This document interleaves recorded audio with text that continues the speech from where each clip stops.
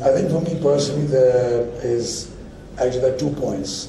The first, of course, is what we have already mentioned, is that this seems to be a very clear-cut case of somebody's private property and him willing it to someone that he wills, that he wants to. And what right does anybody else have to interfere in that, is what I'm a little bit amazed to understand. Now you have a gentleman who had a passion for the arts, who was the driving force behind the development and the creation and the development of the NCPA. He decided to will whatever was his property, legally is his property, I think that is fairly undisputed, to the NCPA. And I'm at a loss of how any other person can actually try and interfere in that. And at the same time, I think there's also something else that we need to keep in mind, and that is any civilization is judged by the development of its science and its arts. Our sciences in India, we have a lot of support. Unfortunately, our arts do not. And the few institutions in India that are doing well are unfortunately ones that have been privately built, privately funded, privately run. NCPA is one of them. Now, why is this energy going into trying to create a museum for somebody 48 years or whatever after he's dead, in a place which apparently he didn't actually live in, which is dead at the cost of an institution which is alive and functioning and contributing to the arts? So I think somewhere down the line, just all sense of values and things have been lost. So I think it's important, and I think this person, Jamshed Bhabha's will should be honored, and we should stick to what an individual wanted to do and not interfere with it. And like Shyam said, I mean, BARC, the government has various alternative places that they can develop a museum for Homi Bhabha. But why do it at the cost of the NCPA? Raising funds for us is a nightmare. And the government doesn't support us. They have other issues. This is not a fight about the government should support us, but when there is an opportunity, why interfere with it? It's my place. Dalip, you come here? Yeah, take a seat. Well, very good afternoon to you all. Thank you all very much for coming here.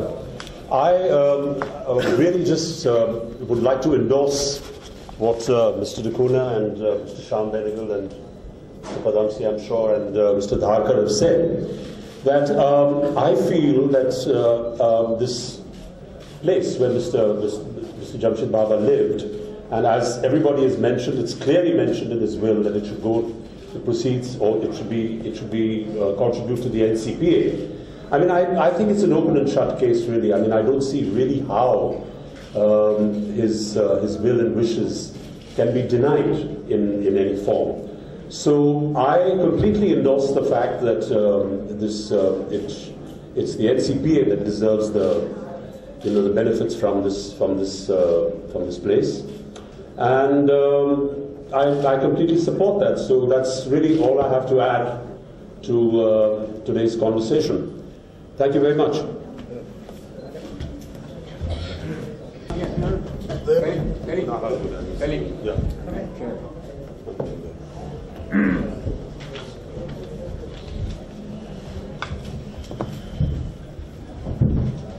Friends, having been involved right at the beginning from the NCPA's inauguration and having been on several committees at the NCPA, I can tell you the biggest problem with the NCPA, like many cultural organizations, is funds. They've been struggling and struggling and struggling for funds. And what has happened now, that Jamshed Bhabha, in his wisdom, realized that, and therefore he said, the one thing that I have to bequeath to NCPA, which he founded, by the way, Jamshed Bhabha founded the NCPA, is the house I live in, which belonged wholly and solely to him after his brother's death and his wife's death. And so it's very clear, as everyone has said, legally there's no problem. But emotionally, when I think of Homi Bhabha, by the way, whom I met personally when we were doing the Bombay Arts Festival, the first arts festival ever held in Bombay was in 1965. And I met Homi Bhabha, and he very kindly offered to the committee the use of the TIFR, Tata Institute of Fundamental Research, in Upper Colaba.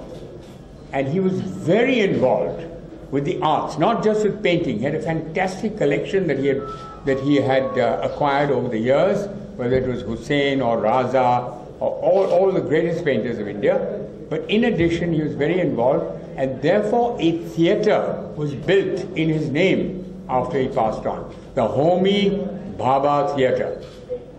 And in other words, Homi Bhabha is very well remembered also for his cultural activity, in addition, of course, to the Bhabha atomic energy research.